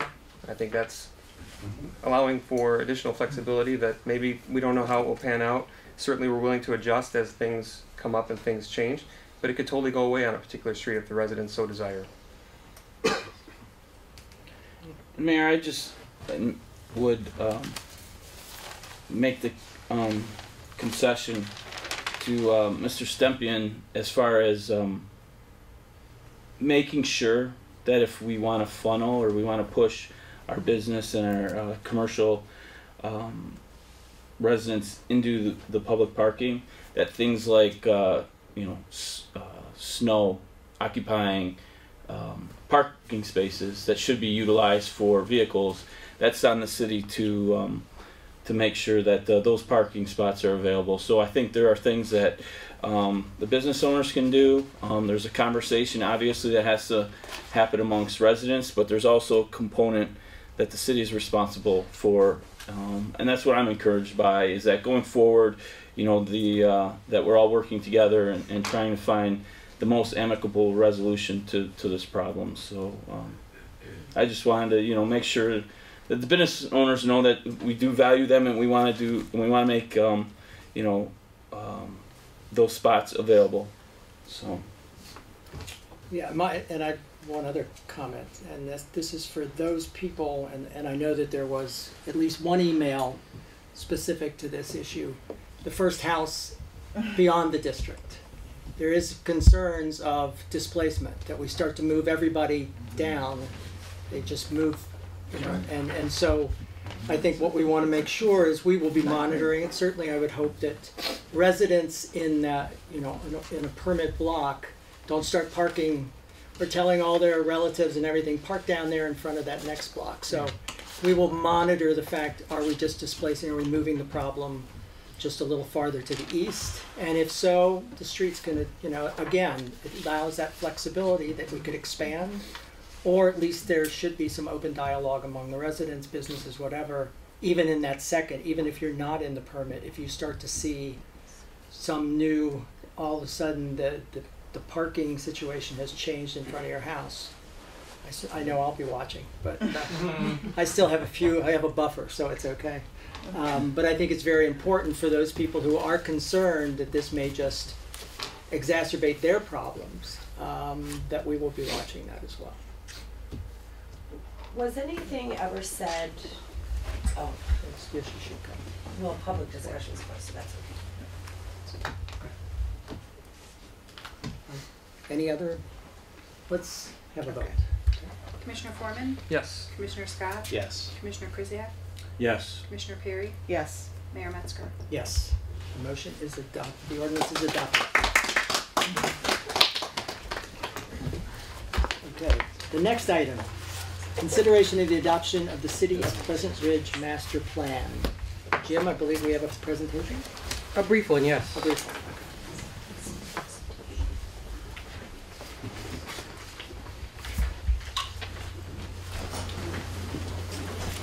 So tonight is a culmination of probably a 18-month process, which is pretty typical when it comes to adopting a master plan. But it's the culmination of a process of adopting a new master plan for the City of Pleasant Ridge.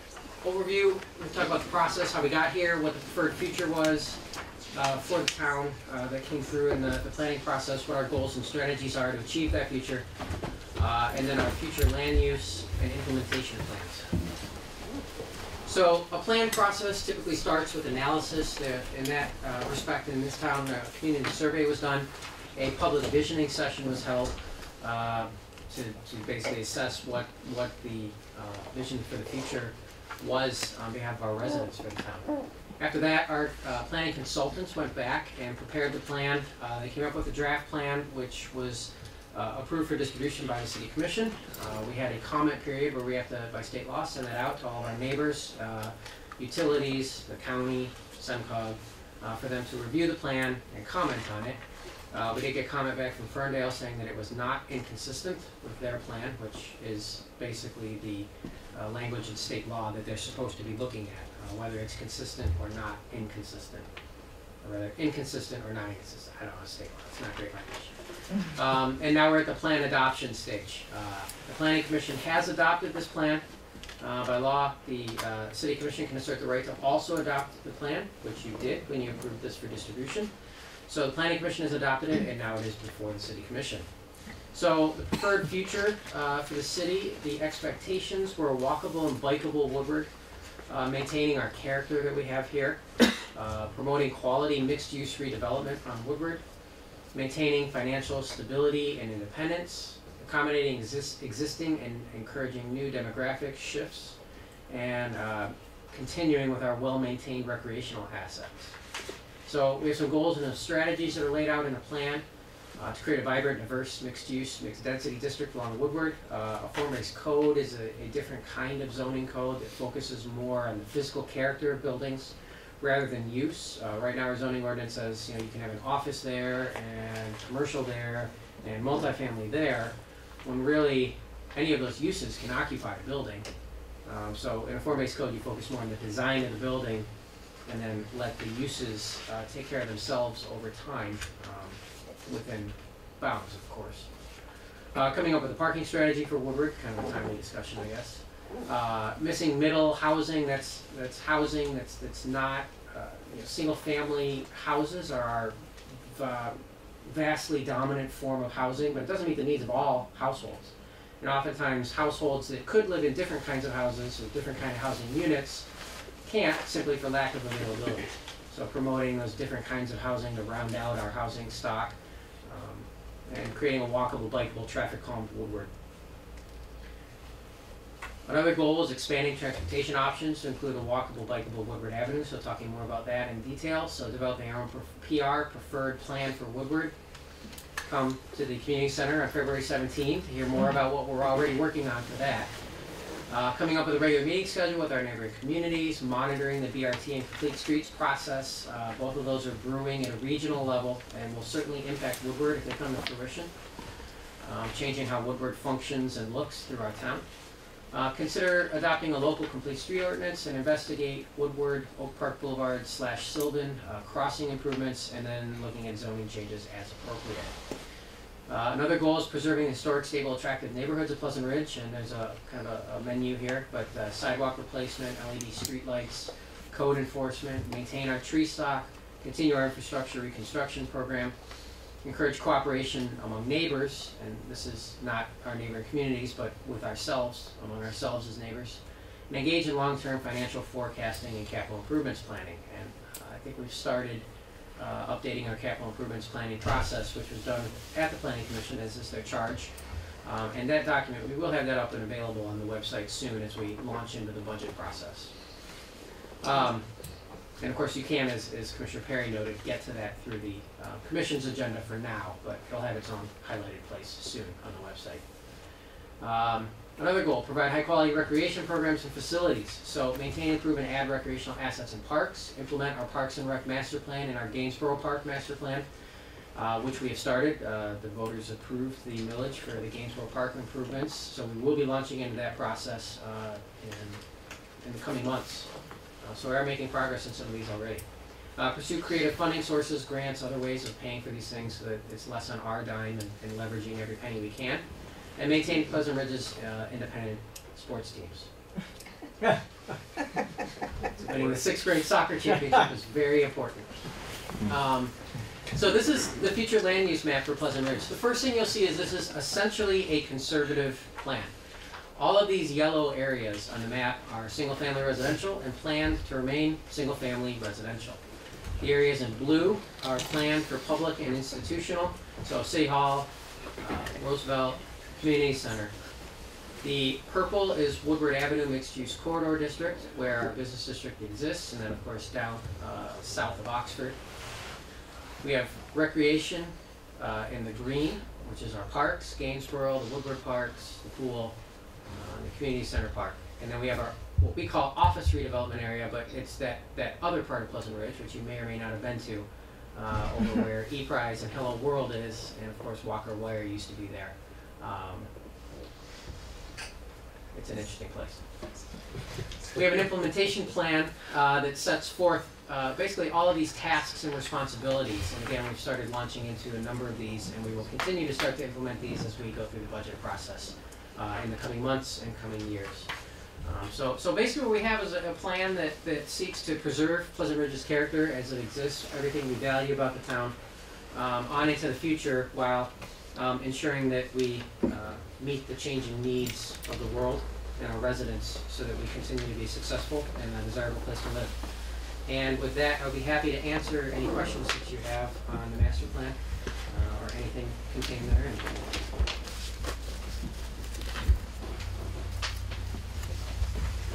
Are there any questions? Do you work closely with Detroit Edison on the tree problem that when they sort of butcher up the trees and for the electric lines that come through? Do you have any connections with them, or you're concerned about the tree? It's Detroit. That's a difficult question. Pardon me? That's a difficult question. Yes, we do work with them as best we can. They don't really need our approval. They don't need our consent to do that work. They're allowed to do that. All we can do is we're not in much of a position more advantaged than any resident. We can beg and borrow and plead, and we do. And I know that they've been doing some work, and that's been in the news in some other communities. So we're aware of that, and we're working on that. Questions from the commission? Do I have a motion to adopt the master plan? Mayor, I move that the City Commission concurs with the Planning Commission and adopts the City of Pleasant Ridge Master Plan as presented at a public hearing held January 26, 2015, pursuant to MCL 125.3843 of PA 33 of 2008. Do I have support? Second. Is there any discussion? I have something there. I would really just like to thank all that have been involved in this process. I mean, it really started, as Jim said, at least 18 months ago, and it's been a long process. Certainly the Planning Commission had a lot that they contributed, the city manager, present and past, Scott, Amy, the rest of the staff at City Hall, previous City Commission, planning consultants Beckett and Rader, and of course all of our neighbors, the residents of Pleasant Ridge, that contributed all their opinions and feedback to this final draft that we have before us tonight. So I'm very excited to look at this and vote on it tonight. And I just want to thank everyone for their involvement in producing it. Yes. And I would just say, I would echo Commissioner Foreman's sentiments as far as expressing my personal gratitude for all the hard work that went into this document, and just affirm that this is a living document. It sets out goals and objectives for the next 5 years, but as circumstances develop, if the need arises where we do need to amend kind of the vision contained in this document, that's always available to the Planning Commission and in this body, correct? Of course, yes. And I just want to add, it's an interesting read too. I mean, I invite you to read it. There's a great history section. Culture and the demographics are always exciting to see who's living in the community. Of course, I like demographics, but with that, can we have a vote, please? Commissioner Perry? Yes. Commissioner Foreman? Yes. Commissioner Kuziak? Yes. Commissioner Scott? Yes. Mayor Metzger? Yes, motion carries. The next item, consideration of the SCAF Parks and Recreation Special Revenue Fund allocation. Jim, you're up again. Thank you. I do not have a PowerPoint presentation for this item. If you've been paying attention, residents, to the City Commission meetings over the last 5 months, this has been a regular item of discussion, and I think we're at the culmination now of creating what is a pretty unique opportunity for the city to leverage our assets better. As you know, we've created a Parks and Recreation Special Revenue Fund within SCAF, basically taking SCAF as it exists and retaining a part of it as it exists today, and taking another part of it and potentially investing it in a different way. We can basically invest it under pension fund rules, and we've set forth some restrictions for ourselves in how we do that. The investment committee has met after the City Commission approved the ordinance creating the Parks and Recreation Special Revenue Fund in January. The investment committee met to discuss the potential allocation of funds from SCAF as it exists today to the Parks and Recreation Special Revenue Fund, and also to discuss and evaluate a couple of proposals for investment advisors. And after doing that, staff had solicited proposals from Vanguard, Fifth Third Bank, who is our banking institution for the city, Fidelity. We also contacted Northern Trust, Merrill Lynch, and J.P. Morgan Chase. Now, Northern Trust, Merrill Lynch, and J.P. Morgan Chase declined to provide proposals for us for varying reasons. But we did secure proposals from Vanguard, Fifth Third Bank, and Fidelity. After reviewing the proposals with the investment committee, it was clear that Vanguard and Fidelity were our two best options. Both of them offered essentially similar services from a management and advisory standpoint. Both of them provided us with what they would call a baseline or sample portfolio allocation, and those were basically similar. It followed a pretty standard 60-40 stocks to bonds mix, which is a classic portfolio allocation. It's time tested. The primary difference was that Fidelity's fees are about double that of Vanguard's. Vanguard's fees are about 0.6%, and that's an all-in fee that includes the fees in the funds that they manage along with their management fees. Now, Fidelity's fee was about 1.2%. And the biggest difference there is when you invest in a fund, many mutual funds carry expense ratios of 0.6, 0.7, even 1%. One of the attractions of Vanguard's funds is they're very, very low cost, 0.1% or less in most cases. So the actual management fee we would pay to Fidelity and Vanguard was essentially exactly the same, about 0.5%. The difference, of course, is Vanguard's funds are lower fee. So their total fee ends up being 0.6%. Fidelity's mutual fund portfolios run about 0.7% of fees in the funds themselves. So for that reason, it's staff's recommendation with the consultation of the investment committee that the City Commission confirm Vanguard as our investment advisor. And then we would also recommend a $2 million allocation from SCAF as it exists to the Parks and Recreation Special Revenue Fund. Part of the reason for that $2 million allocation is Vanguard, for their institutional advisory services, requires a $2 million minimum deposit. And that is not at all an uncommon number for institutional advisory services.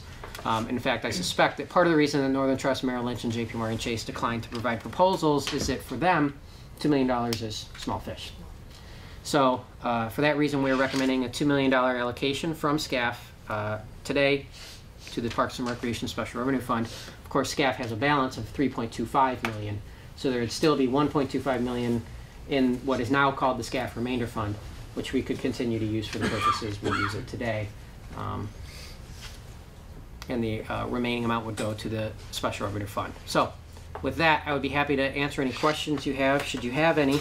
The process going forward, should you confirm Vanguard, would be the investment committee would then meet again with Vanguard, who would go more into depth about our needs, coming up with our profile, and coming up with their detailed portfolio recommendations for us. And of course, the investment committee, we would handle that final allocation with Vanguard.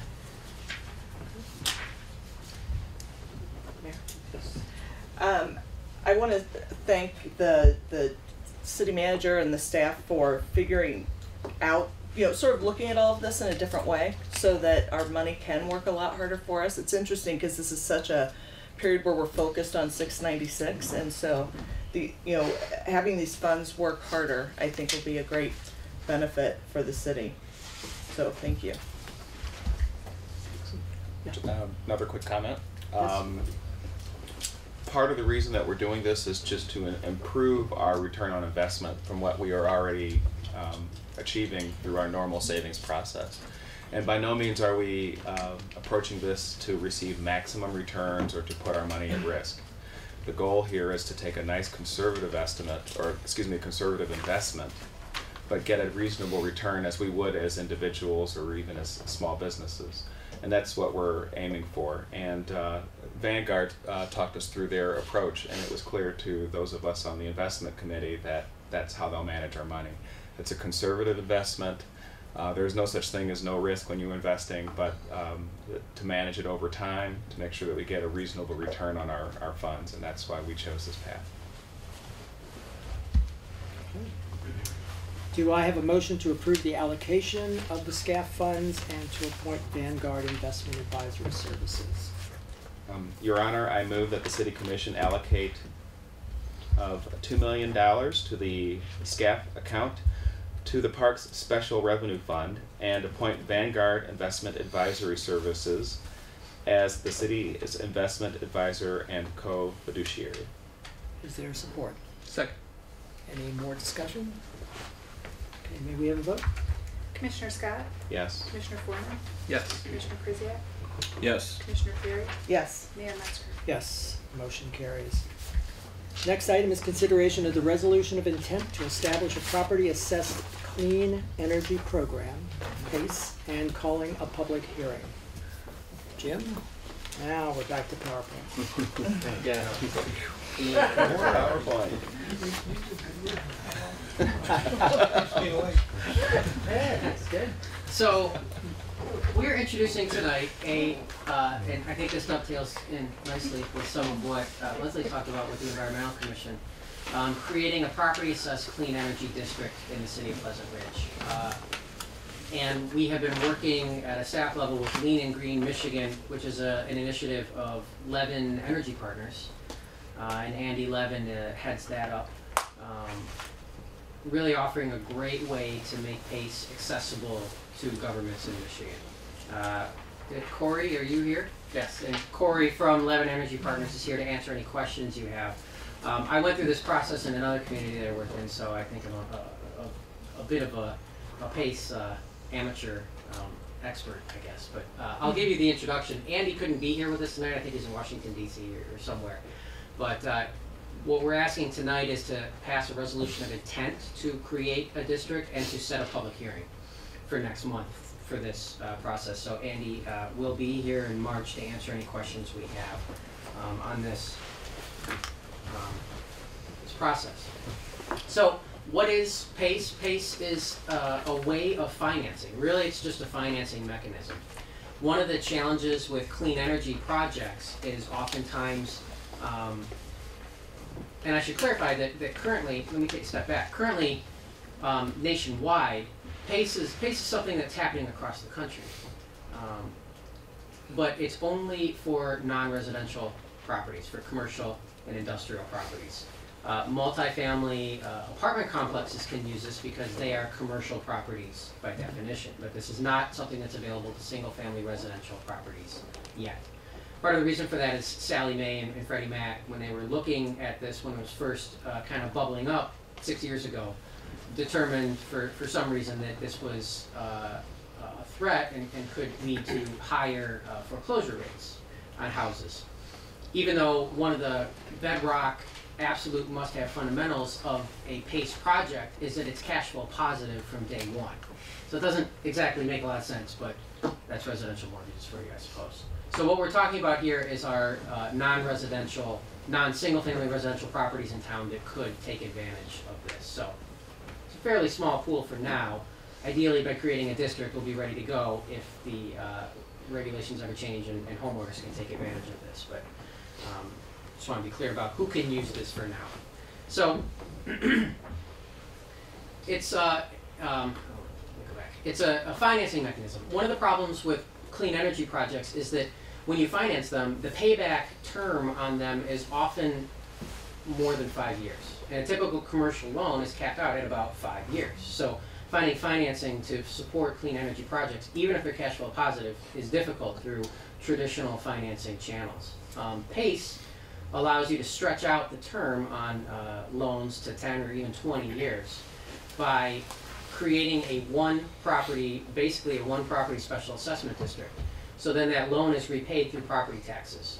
And the benefit of this is that when a property is sold, the assessment simply carries to the new owner of the property, and they pick up making payments on the rest of the loan. It just automatically transfers. And of course, the idea is that they have benefited by having a property that's more energy efficient, and that the value of the improvements is creating positive cash flow.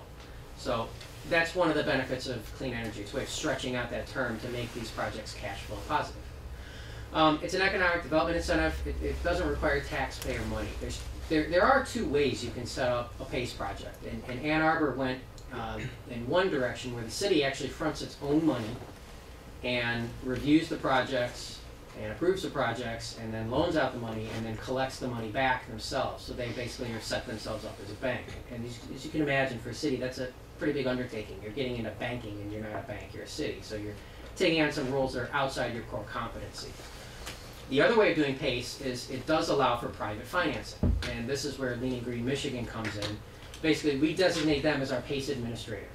And we set up the district, we go through all the legal processes to make the district available, but then when a property owner is interested in doing this, we simply put them in touch with Lean & Green Michigan, who has a big network of people nationwide who are interested in investing in these projects.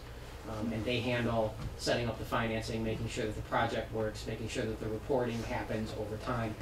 Because being that these projects have to be cash flow positive, there are reporting requirements so that they ensure that that is actually happening. So Lean & Green Michigan becomes our project administrator. It literally costs no taxpayer money. We're simply creating a tool that's available to our property owners to take advantage of these.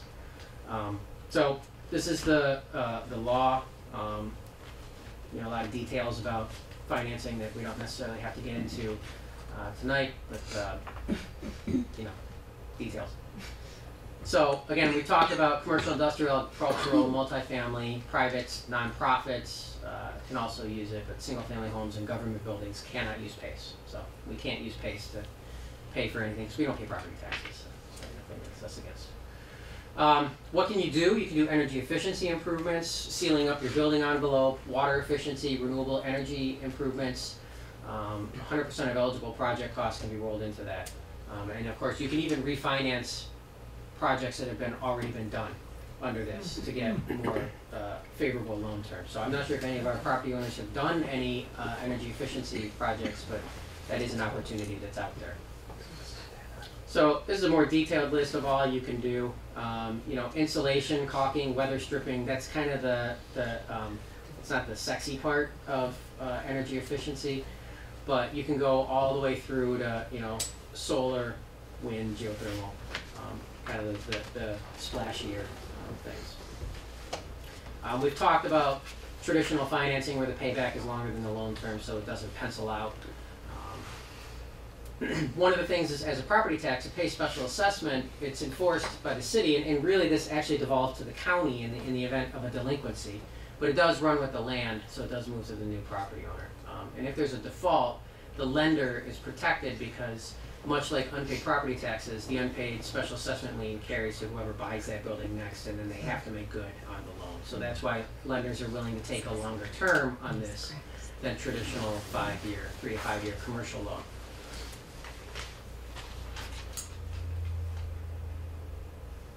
I think we've talked about a lot of the benefits of joining with Lean Green Michigan. I know that since I've worked with Andy, he's gotten a lot of counties on board with this. Wayne County, I believe Macomb County. Oakland County is being resistant to joining. If Oakland County had already joined this program, we wouldn't need to do this locally. And hopefully Oakland County will join this eventually on their own, but until then, we are happy to. So I think with that, I'll wrap it up, and I think that Corey is here if you have any detailed questions you'd like to ask. But again, tonight we're asking you to approve the resolution of intent to create this district and set the public hearing. There are program documents for this that we will be placing on the website if anybody's interested in reading 30 pages of financing details, but it will be available for you. So, thank you. Any questions? Mr. Mayor, question for City Manager. As part of the materials that we put on the website in advance of this public hearing, can we put the PowerPoint out there too? Sure. Thank you. And thank you, Mayor. Just for clarification, this does not apply to residential properties, so homeowners will not be able to take advantage of this program. One question I had was someone who works out of their home or maybe has a business outside of their home. Would that be? Still a single-family residential property. Okay, thank you. And there will be no liability to the city's general fund or finances at all. This is just would be a simple administrative task that you would handle here at City Hall. But as far as right, that is the key point. We're not putting any city money, general fund money at risk or on the line. Our involvement, once one of these is created, is we essentially become a pass-through agent, and we collect the special revenue payment. We turn around and write a check to the lender who did it, and that's it. That's all we do. And coming from our commercial properties, I mean, it's really not foreseeable going to occupy a lot of staff time for that. No. Okay. Thank you.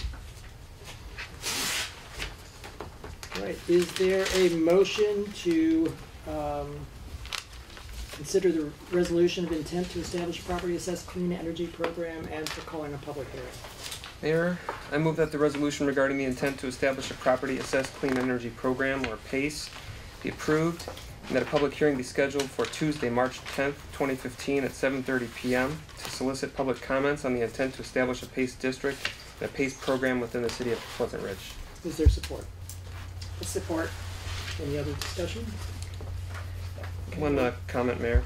Any steps, no matter how small, that we can take to help enable or motivate clean energy improvements, I think are worthy steps for us to be taking. So I'm excited about this first step. Can you take a vote? Commissioner Foreman? Yes. Commissioner Perry? Yes. Commissioner Kuziak? Yes. Commissioner Scott? Yes. Mayor Metzger? Yes. Motion carries. The next item is the city manager's report. You have a PowerPoint? Just kidding. Is that a threat? I'm just envious. You know, I love your PowerPoint. Okay. A lot of this has already been talked about, but I'll repeat it in case people are tuning in now and missed it earlier. We do have the Woodward 696 open house. This is an exciting thing. February 17th, which is next Tuesday, a week from tonight, at the community center. The project team is going to be coming back and presenting some initial concepts and ideas for how we improve Woodward and make it more walkable and bikeable, a more happy and friendly place to be than it may be right now. mark your calendars also, Tuesday, March 31 at 6:30 p.m. at the Community Center. We are going to be having a water billing town hall where we are working towards creating a new water billing rate structure, which was utility billing rate structure. Well, it's a water billing rate structure on the utility bill. We've been working on that since the millage passed, and we have the opportunity now to restructure some of our costs and lower those utility bills. So we'll be rolling out our plan for how we're going to do that, to discuss that with the residents and to get any feedback on our plan. 6:30 p.m. at the Community Center on Tuesday, March 31st. And we will certainly be publicizing this heavily. So this is your first notice, and it won't be your last. And that is a threat. Scott and I have been working on something, and we've been talking about clean energy tonight, and this is something that we'll be hopefully bringing forward a little bit, but I want to make aware that we are examining some city facility energy efficiency upgrades, taking a holistic look at all of our city facilities and how we could, sort of like a PACE project, put together a project that's cash flow positive for us over time by looking at how we can improve and upgrade our facilities. So that's been kind of an exciting thing. We're working on that, and we'll be working on that. So stay tuned. We'll be having more for you on that in the coming months. But we're working towards those ends as well. And we do have an update on Charlie Cooper, who is our long-serving city attorney. He did issue his letter of resignation this past week. He can no longer continue as city attorney, and I know many of you probably know Charlie. He lives in town and has been our city attorney for a long time. And he's not capable of continuing as our city attorney. He's continuing to practice, but he's scaling back a bit in what he does. So, Scott's going to say a few words here about Charlie. I crossed paths with him for about 2 weeks here, so I don't have the long kind of history that Scott does. So, thank you, and we'll have a resolution for more formal for Charlie next month. But Charlie was a longtime city attorney for 15 years here in Pleasant Ridge. He was appointed on December 14th of 1999 as the Pleasant Ridge city attorney, along with his firm at the time was Cooper, Schiffman, Gabe, Quinn, and Seymour. He was a graduate of UD in 1963, and actually what a lot of people don't know is Charlie used to be the judge here in Pleasant Ridge. Right here in this room they held court before we moved over to the district court in Oak Park, and Charlie was a judge. So he has even a longer history as far as practicing law and being the judge, jury, and executioner, I guess, in Pleasant Ridge. It's been great, and all the staff here and all the past city commissioners and Mayor Castelli just love Charlie. I mean, every time he walked in a room, he have a smile on his face and just brought a different kind of energy that was contagious, and he was just one of the nicest and most likable people that I ever met. So we send our best to Charlie on his next venture, and the best to his family.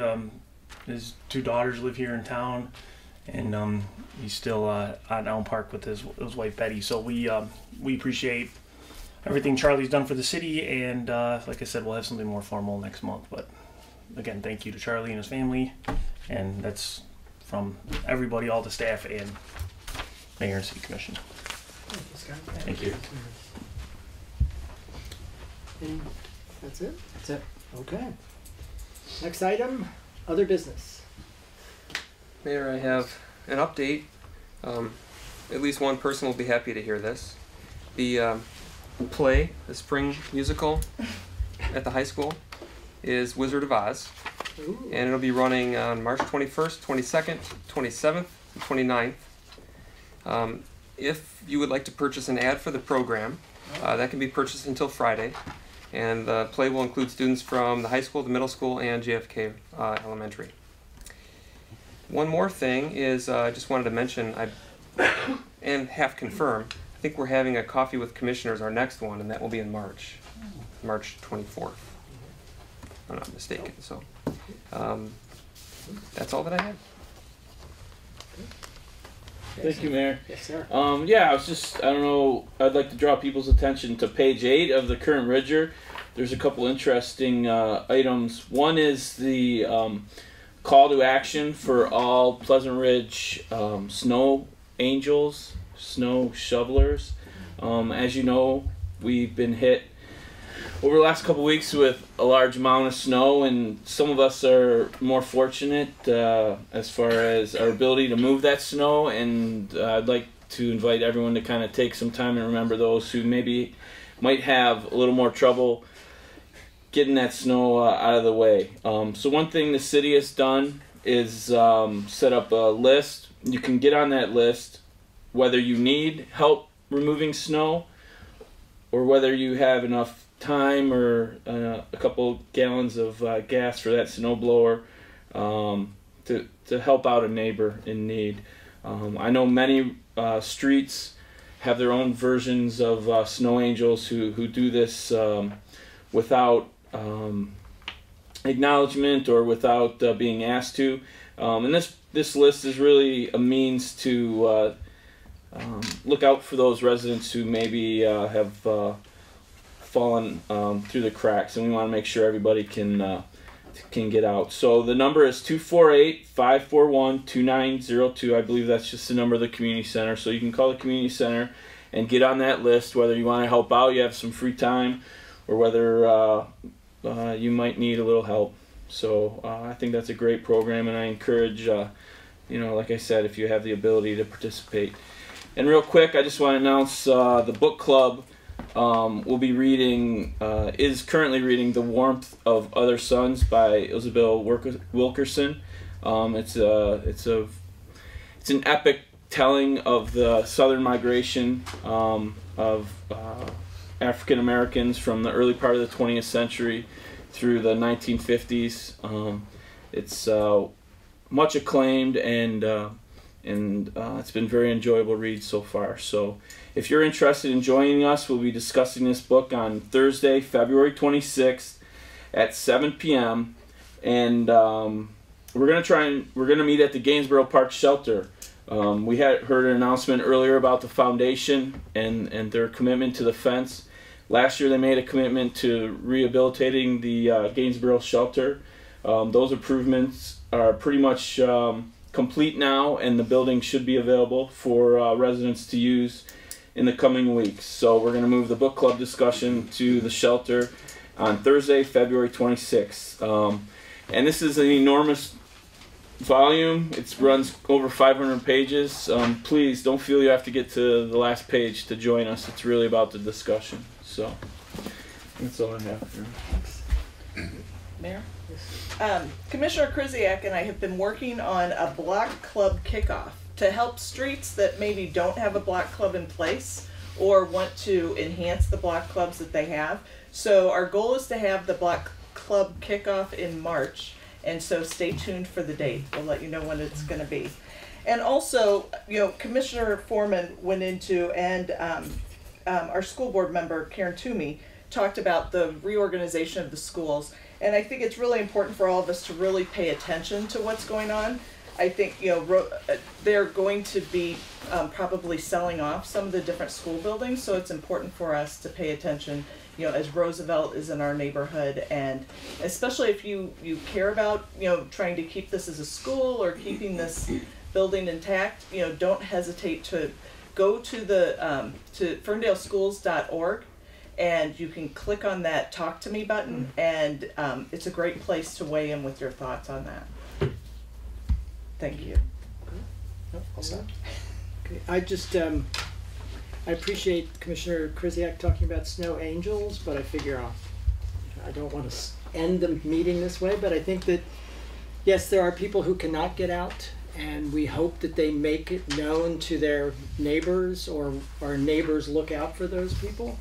I do think there are a number of people who can and don't, and I know I'm appealing to folks, if you cannot do your walk, find somebody, try to reach out and find somebody who can. If you can do your walk, try to get out there and do it, because it's a real mixed bag, especially people who live on the corners.